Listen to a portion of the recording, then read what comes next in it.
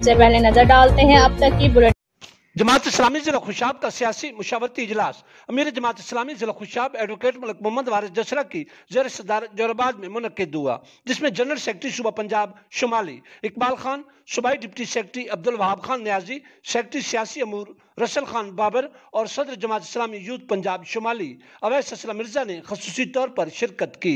इस मौके पर उन्होंने मकामी तौर पर इलेक्शन 2023 ईस्वी की तैयारियों बारे रिपोर्ट हासिल की और आइंदा की हिकमत अमली बारे इज़हार ख्याल किया। इजलास में जिला खुशाब के मुख्तलिफ हलकों से जमात इस्लामी के नामजद उम्मीदवारान के अलावा सूबाई अहदेदारान समेत सेक्रेटरी इंफॉर्मेशन हाफिज तनवीर हुसैन और दीगर अहदेदारान भी मौजूद थे।